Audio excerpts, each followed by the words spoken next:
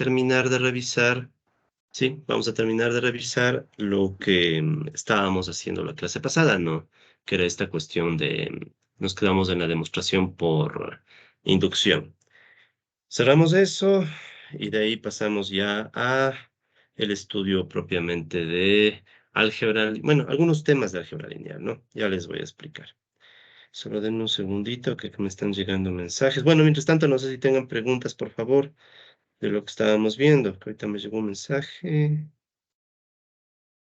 Ah, no, ya, todo está en orden. Ok, vamos entonces a hacer esto, ¿no? Comparto pantalla. Compartir pantalla. Ya, esto vamos a ver un poquito. Entonces quiero retomar desde donde nos quedamos. ¿Qué es por acá? Ya. Muy bien. Entonces, vamos nosotros a continuar. Si es que tienen alguna novedad o pregunta, por favor, me la hacen en el intermedio, al inicio, al final, como quieran, ¿ya? Pero me interrumpe, tomen la palabra, ¿no? Porque como les había dicho la clase pasada, toda mi pantalla queda cubierta por la pizarra virtual, ¿no?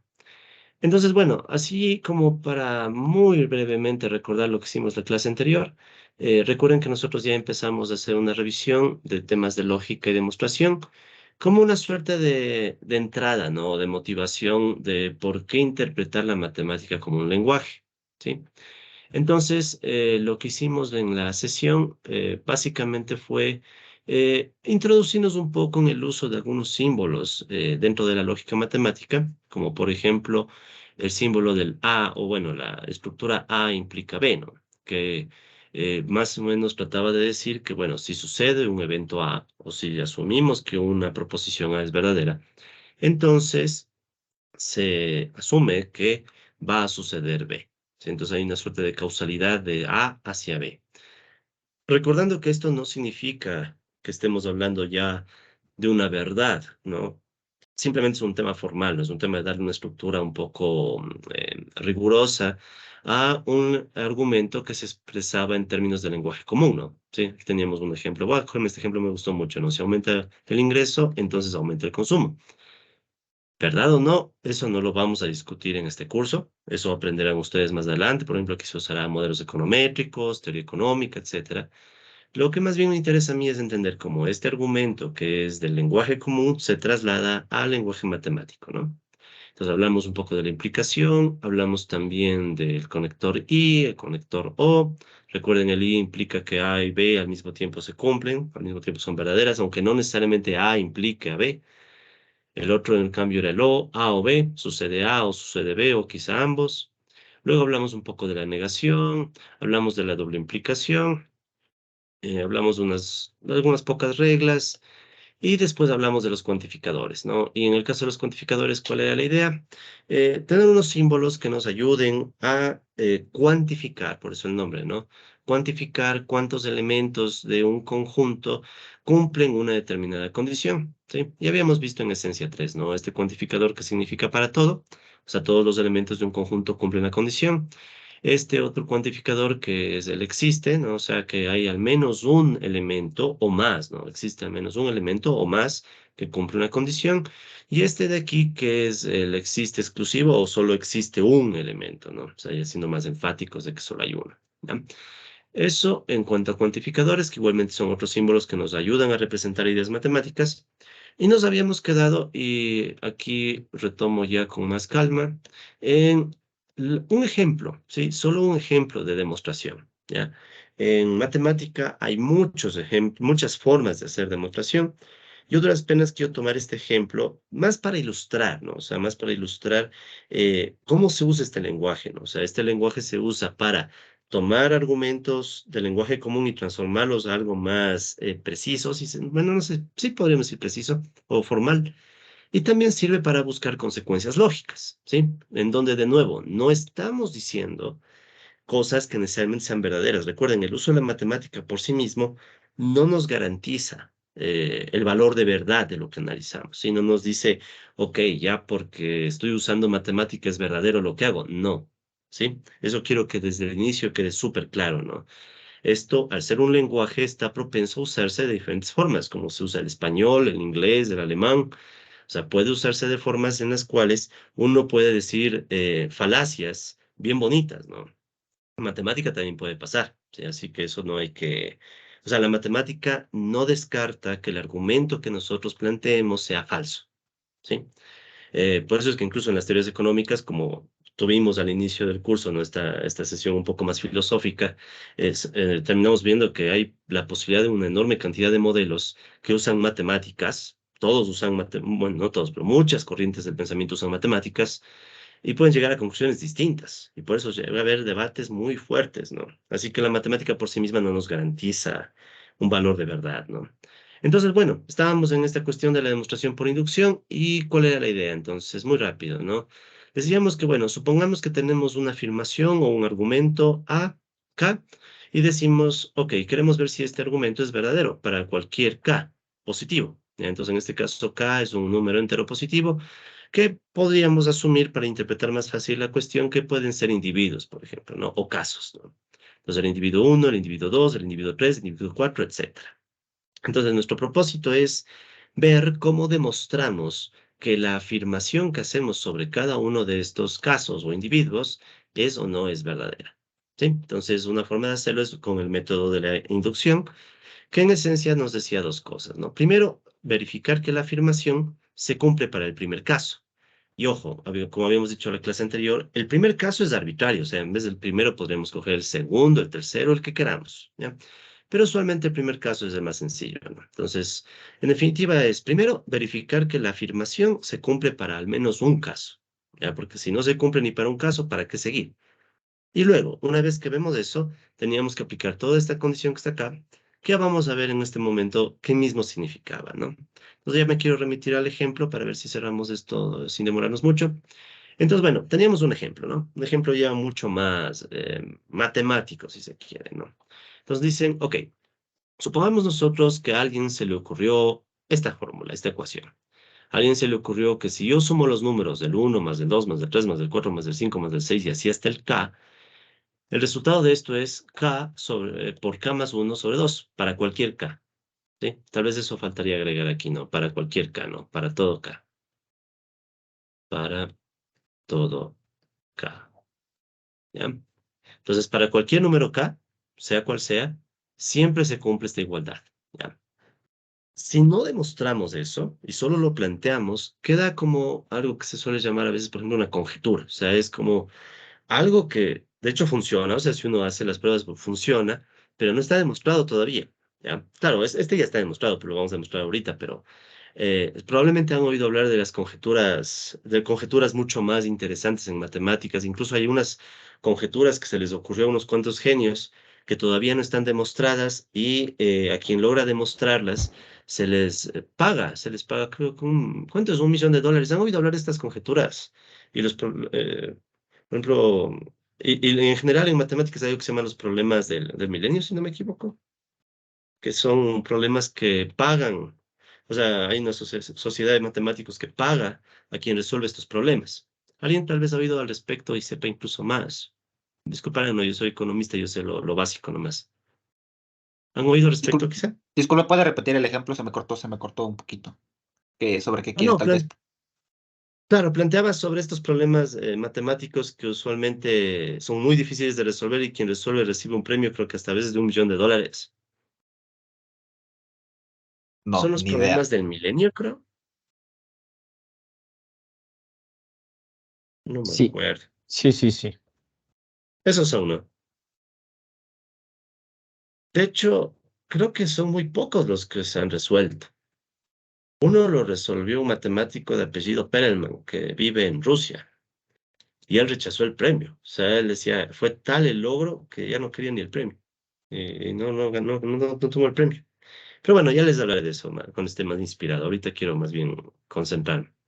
Entonces, bueno, sigamos. Entonces, digamos que a alguien se le ocurrió esta fórmula. Entonces, nuestro objetivo es demostrar que la fórmula es verdadera. Entonces, lo primero que decíamos es, bueno, primerito, tomamos la fórmula y vemos, o la afirmación, ¿no? Esto es como la afirmación. Tomamos la afirmación y vemos si es verdadera para un caso. En este En estas circunstancias, el 1 es el más fácil, ¿no? Entonces reemplazamos K por 1 y vimos que se cumplió, ¿sí? O sea, ya vimos que al reemplazar K por 1 se cumplió. Entonces ahora venía el reto siguiente, ¿no? ¿Y cuál es el reto siguiente? Tratar de verificar si esto se cumple bajo esta circunstancia que está acá, ¿no? Que ya la voy a recapitular, solo permítanme, muevo un poco todos mis apuntes. Sí, disculpe, quiero espacio. Vamos a ver esto. Ya.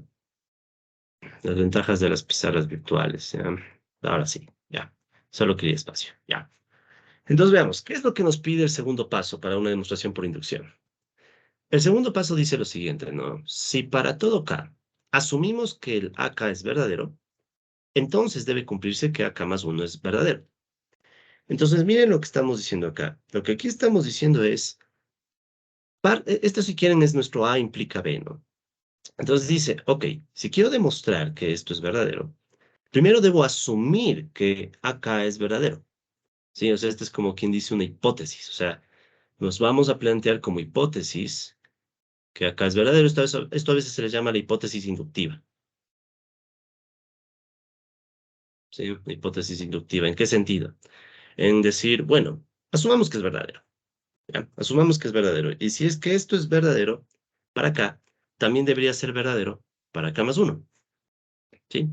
Entonces, ¿cómo va esto? Más o menos así, ¿no? Entonces, este por inducción, primer paso ya está hecho. Vamos al segundo paso, ¿no? Entonces, nuestro segundo paso es que tenemos una hipótesis inductiva. ¿Ya? Entonces, ¿cuál es nuestra hipótesis inductiva? En esencia, vamos a asumir que ya se cumple, o sea, el sumatorio de igual 1 hasta acá. Vamos a aceptar que es K por K más 1 sobre 2. ¿Sí?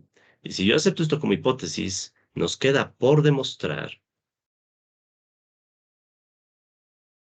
¿sí? Nos queda por demostrar que la sumatoria desde igual 1 hasta K más 1, o sea, el siguiente caso, ¿sí? También es verdadero. ¿Sí? Entonces, fíjense, estoy haciendo como quien dice, estoy aceptando como hipótesis que K es verdadero, que la afirmación es verdadera para K, y tengo que demostrar que entonces la afirmación es verdadera para K más 1. O sea, tengo que demostrar que todo esto se cumple escribiendo en vez de K más 1, ¿no? Entonces aquí estaría K más 1, y aquí en vez de K más 1, sería K más 1, o sea, K más 2. ¿Sí? Y todo sobre 2. Ya. Antes de continuar, permítanme, escuché algo en el Teams. ¿Alguien alzó la mano o pasó algo? No, no, creo que no. Ya, entonces sigamos más. Muy bien, entonces, ¿qué procede? ¿Cómo hacemos esto? Entonces, hay muchas formas, pero lo más fácil es, partamos de la hipótesis inductiva, o sea, partamos de este supuesto que estamos diciendo, que asumamos que esto es verdad. Pregunta para ustedes, ¿cómo paso de este sumatorio al sumatorio de abajo?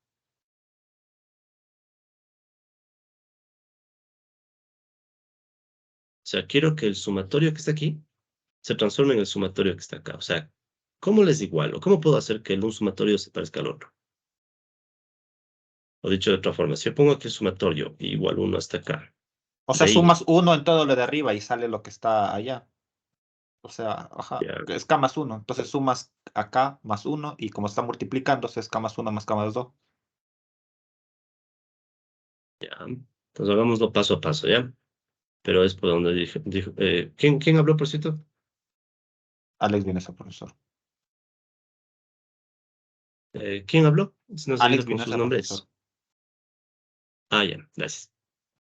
Bien, entonces, en efecto, no es tan difícil. Es decir, si yo quiero que este sumatorio, ¿verdad?, se parezca a este otro sumatorio, lo que tengo que hacer es a esto de aquí sumarle K más 1. ¿Sí? Entonces, si ustedes se fijan, esta suma hasta acá, ¿verdad? Es sumar desde el 1, literal, el 1 al K, no hay mucho donde perderse, ¿no? Si le agrego el K más 1 como otro elemento de la suma, ahora el sumatorio va a llegar a ser hasta K más 1. ¿Ya? Eso es, digamos, por simple lógica, ¿no? Ahora, por la hipótesis inductiva que yo tengo acá, ¿sí? Yo sé que es este sumatorio.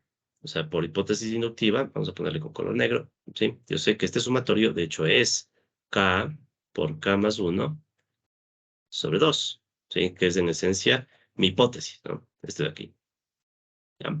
Y esto está sumado K más 1, y esto necesariamente tiene que ser igual a la sumatoria de igual 1 hasta K más 1 de I, ¿ya? Entonces, ¿qué sigue? Resolver esto, ¿no? Y ver qué nos sale, ¿ya? Voy a resolver este mismo lado. Entonces voy a tener K por K más 1, ¿sí? A ver, bueno, como ustedes recordarán, cuando tienen que hacer esto, hacen un denominador común. Entonces aquí multiplico por 2, me va a quedar 2, K más 1, ¿verdad? Y creo que ya está, ¿no? Casi. Entonces sumatorio desde igual 1 hasta K más 1 del I es igual 2. Y aquí fíjense, puedo hacer un factor común K más 1, ¿sí? Hago un factor común K más 1. Y eso va a multiplicar ¿a qué? A lo que sobra, ¿no? Del factor común, que sería el K más 2. Y bingo, resulta ser que llegamos a lo que teníamos que demostrar y por ende hemos cubierto el requisito que pedía la demostración por inducción, o dicho en otras palabras, ahora sí podemos aceptar que esta afirmación es verdadera. ¿Sí? Antes de continuar, creo que es mi WhatsApp el que está sonando. Déjenme, cierro mi WhatsApp nada más. Pero bueno, hasta eso. ¿Preguntas tal vez, por favor, de lo que acabamos de hacer? Disculpen, era mi WhatsApp el que estaba sonando. Ahora sí. Cuando hacemos una fórmula por inducción, simplemente tratamos de igualar dos ecuaciones para ver si es que esta se cumple. Bueno, más que igualar, digamos que cada problema tiene su forma, ¿no? Este como es un sumatorio muy básico, entonces sí, una igualdad nada más. Pero no sería tan, no lo plantearía de forma tan así directa, ¿no? Porque depende, o sea, si hay problemas que requieren más, pensarle más, ¿no? Pero en este caso sí, o sea, es simplemente llegar a la igualdad de arriba y ya. O sea, como ven, matemáticamente esto no es gran cosa, ¿no? O sea, pero bueno, no sé si es que alguien se perdió en algún paso o algo, por favor, díganme antes de avanzar. No vale la pena asumir que esto está tan fácil antes de ahora. A ver, ¿no hay dudas? Bueno, recuerden, ¿no? Si es que nadie me responde, asumo que se entendió, ¿no? O que nadie está, pero bueno, da lo mismo. Entonces, verán, lo importante, como les decía, no es tanto lo matemático ahorita todavía. O sea, es bien sencillo, o sea, estas son sumas. Lo que me interesa es que capten para qué estamos usando la matemática. ¿Sí? O sea, entonces, antes estábamos usando la matemática para armar un lenguaje. Ahora estamos usando la matemática para verificar si esto es verdad. O sea, para tratar de verificar si esto se puede aceptar como una fórmula válida, como una afirmación válida. ¿Ya? Entonces, en este caso, recapitulando, ¿no? Entonces, me daban una afirmación, yo verifico que la afirmación es válida para el primer caso, luego asumo que la afirmación es válida para un caso genérico K, pero si es válida para un caso genérico K, debería ser válida para el siguiente caso, K más 1. Tomen en cuenta que este método no necesariamente tiene que aplicarse a fórmulas. Podría aplicarse a cualquier otro tipo de afirmaciones. Te dan una afirmación cualquiera. Tú coges esa afirmación y dices, a ver, quiero saber si esa afirmación es verdadera. Entonces, tomo la afirmación y primero, lo más fácil, veo si no hay algún individuo que descarte la afirmación. Si me topo con un individuo que descarta la afirmación, ya sé que la afirmación no es verdadera. Les pongo un ejemplo, vean. Les doy una afirmación que ni siquiera es matemática, bueno, es económica, aunque no suena a primera vista económica.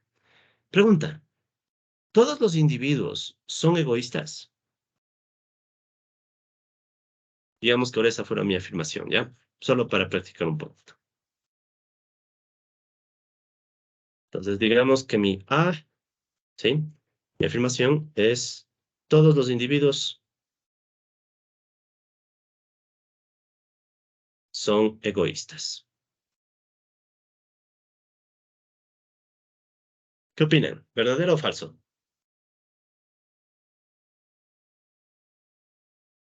Según el Yo Homo creo, económico, sí.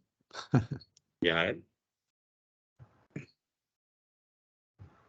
Pero bueno, no nos remitamos al homo económico, sino lo que ustedes piensen, ¿sí? O sea, ¿qué creen ustedes? ¿Verdadero o falso? Falso. Todos los Sería, individuos son egoístas. sería falso porque no podemos saber si todos, siempre va a haber alguna excepción. Eso. Fíjense, ese es el punto. Si bien esto es algo que se suele decir incluso en economía, ¿no? Todo se asume que todos los individuos son egoístas y todo. Si nos ponemos rigurosos, y ese es el chiste de la matemática, o sea, el chiste de la matemática es empezar a ponernos rigurosos. Si nos ponemos rigurosos y queremos ver si esto es verdad, ¿sí? Miren lo que hizo nuestro colega, más o menos, ¿no? Aplicó en cierta medida el método inductivo. No puedo saber que todos los individuos son egoístas, y de hecho, con que encuentre un individuo, o sea, ¿sí? O sea, con que encontremos son un individuo, o sea, basta con que exista un individuo, un K, ¿eh? El K, digamos, nuestro ejemplo son los individuos, ¿ya? Basta con que exista un individuo K, no egoísta, y la afirmación es falsa. Alguien podrá decir, pero es que bueno, es una afirmación que es más bien en promedio, no sé qué. Ya, entonces habría que aclarar, ¿sí? Entonces ya en la matemática, si quieren, toca ser bien riguroso en lo que se dice, ¿sí? Entonces toca ser bien riguroso porque caso contrario, cuando surgen ambigüedades, ahí es cuando empiezan las divergencias y unos dirán que sí y otros que no. Pero si somos bien rigurosos, basta con que exista un individuo no egoísta y esto es falso. Pregunta, ¿hay al menos un individuo no egoísta en este mundo de 8.000 millones de personas? Sí, María Teresa de Calcuta. Es interesante, ¿verdad? El tema de la Madre Teresa, porque algunos dicen que no es que era tan piadosa como plantean. No, no sé, no sé. Solo les dejo la duda y para dejarles la intriga nomás. Ya, Madre Teresa, ¿quién más? ¿Qué otro ejemplo se les ocurre?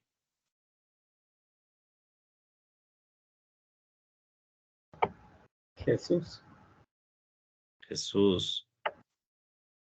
Hablemos de ejemplos no tan altos, ya, más terrenales. Ustedes son egoístas. Podría ser Schindler, profe, el que salvó a algunos judíos. Puede ser también, ¿no? Sí, puede ser. Pero bueno, Martin repito, Luther King. ya, bueno, ya me dieron varios, ya para que darnos las vueltas. Eh, ¿Y ustedes? ¿Egoístas o no egoístas? Sí, profesor, probablemente sea egoísta en algunos aspectos de mi vida. Sí, ya. Nadie se declara no egoísta.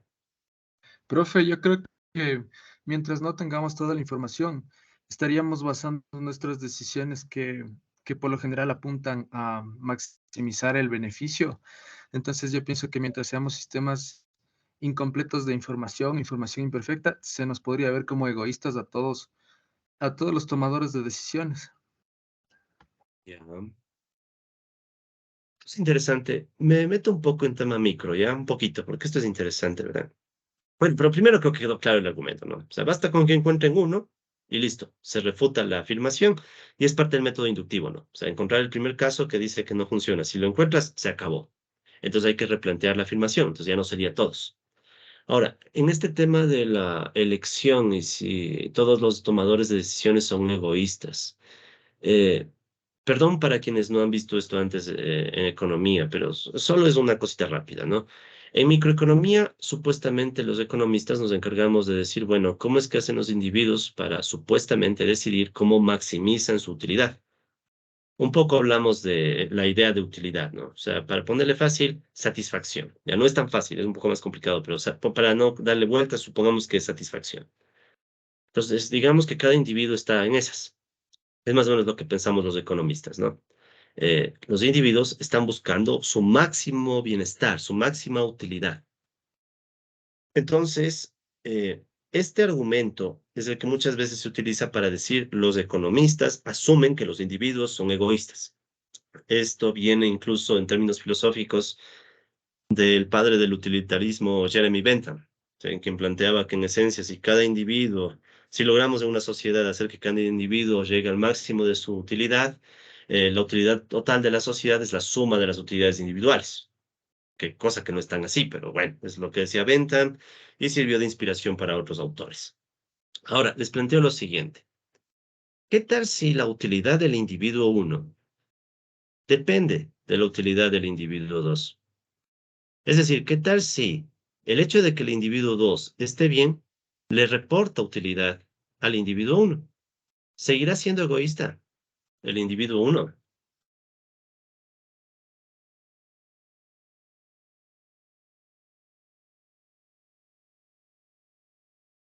Colegas que han estudiado micro en su momento, ¿qué opinan?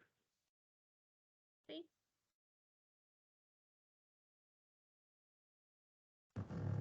O sea, ¿Se le puede llamar? directamente ¿Ya? sí, porque sigue buscando maximizar su utilidad a través de la maximización de la segunda utilidad, pero indirectamente ya deja de ser egoísta. Ya, Mm, interesante. O sea, yo digo que ¿Quién sí, más? sigue siendo egoísta, ¿Por? porque sigue siendo su máxima utilidad y la utilidad de la persona 2 solo vendría a ser un mecanismo. Entonces, es como decir, quiero que le vaya bien al otro porque me va a ir bien a mí, pero sigue siendo egoísta. Ya. Entonces, miren, yo no tengo respuesta, ¿no? Vean, yo sí me acostumbro a plantear preguntas que no sé la respuesta, pero yo creo que esto mucho depende de la definición de egoísmo, ¿no? O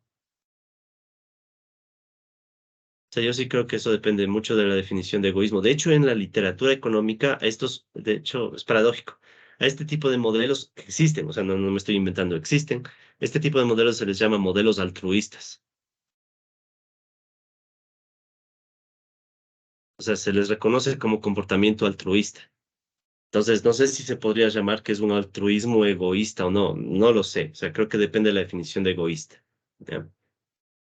Pero bueno, es solo para mostrarles que se puede complicar mucho las ideas. Entonces, si es que alguien le critica a los economistas de decir los individuos son egoístas, al menos les puedes marear diciendo, ¿y qué tal si depende de la utilidad del otro? Ya, dirían que es un mecanismo, pero no sé, no. No sé. Les dejo la duda. ¿Ya? Como duda está chévere ahí. En fin, preguntas, por favor. Con esto cerramos todo este tema, cerramos lo de la demostración. Repito, esto era más ilustrativo.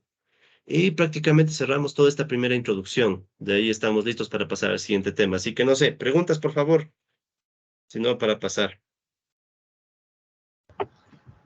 ¿Puedes repetir, por favor, John, por qué quedó K más 2? Comienzo. ¿Acá arriba? Sí, Ya. ¿Estamos de acuerdo? más arriba, pero Arriba. eso es Acá. para demostrar, sí, por demostrar K más 1. Ya. ¿Estamos de acuerdo con esta igualdad primero?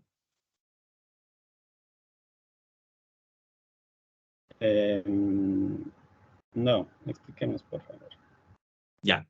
Ok, entonces vamos desde aquí. Aquí yo lo que tenía es mi hipótesis, ¿no? O sea, esta era mi hipótesis inductiva. O sea, lo que asumimos que es verdadero. Ya, entonces yo asumo que tengo un sumatorio que va desde 1 hasta acá del i. Ahora, yo quiero, como parte de mi demostración, que este sumatorio, junto con algo, se iguale al otro sumatorio, que es el que tengo que demostrar. ¿Cuál es este otro sumatorio? Entonces, fijémonos, es un sumatorio que es bien parecido al de acá, solo que este sumatorio llega hasta k más 1. O sea, es una suma, ¿sí? De hecho, podemos abrir la suma, no hay ningún problema. ¿Sí? Entonces, esta es una suma que va del 1, el 2, el 3 y así, 4. Llega acá y llega a k más 1. Porque eso me dice el sumatorio, que llega hasta k más 1. En cambio, ¿qué me decía el otro sumatorio? Solo que llega hasta acá. Entonces, para que yo pueda balancear ambos, necesito agregarle este k más 1. ¿Sí? Entonces, este k más 1 que le puse aquí permite balancear el un sumatorio, que solo llega hasta acá, y el otro sumatorio, que ese sí llega hasta k más 1. ¿Hasta ahí estamos de acuerdo? Sí, Sí. sí, hasta ahí está bien. Está claro. Ok. Ahora, por hipótesis, o sea, como un supuesto, yo reemplazo el sumatorio por la formulita que me están diciendo que supuestamente es verdadera. Los reemplacé este sumatorio por esta formulita. Y una vez que hice eso, lo siguiente es resolver esta operación. ¿Sí? Entonces, lo que yo hice aquí fue, para resolver esta suma, un denominador común, el 2, Y este 2, para que para que se pueda hacer la operación, es como multiplicar y dividir para 2, 2 y 2. Entonces el 2 me queda acá arriba. ¿Sí? Y resuelvo. ¿Hasta ahí estamos de acuerdo? Sí. Y de ahí un factor común, k más 1. Factor común k más 1 se repite. Y lo que sobra es el k más 2. Y ahí me queda exactamente lo mismo que lo que debía demostrar. ¿Más entendible ahí tal vez? Sí, sí, gracias. Chévere. Por favor, con confianza, ¿no? Me hacen nomás las preguntas que deseen o incluso me pueden escribir también al WhatsApp, ¿sí? En algún momento si tienen dudas me dicen, ¿sabes qué, John? Estuve revisando el video o los apuntes, no entendí esto. Con confianza, ¿no? Bueno, entonces, damos por cerrado este tema, ¿no? ¿O hay alguna otra pregunta?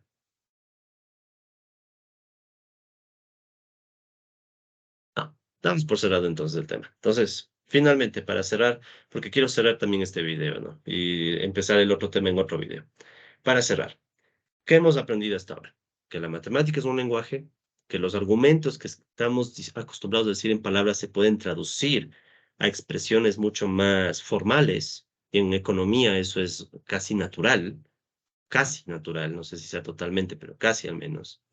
Y vemos también que la matemática, a más de servir como un lenguaje, nos puede ayudar a demostrar afirmaciones. ¿Sí? Nos puede ayudar a demostrar afirmaciones. Y ese es el poder de la matemática. ¿Sí?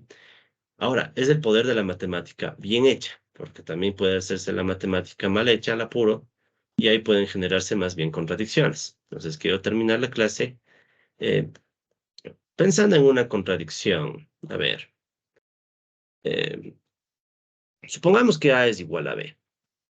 ¿Ya? Tal vez algunos conozcan este ejercicio. Supongamos que A igual a B, ese es un supuesto. Ahora, si yo multiplico en ambos lados esta igualdad por A y por A por A sabemos que es A al cuadrado. Y por ordenar me puedo escribir en vez de A por B, podríamos poner, bueno, A por B en vez de B por A. ¿Ya? Al cuadrado igual a A por B. Ahora, como es una igualdad, en ambos lados le voy a restar B al cuadrado. ¿Sí? Entonces me va a quedar A al cuadrado menos B al cuadrado igual A por B menos B al cuadrado.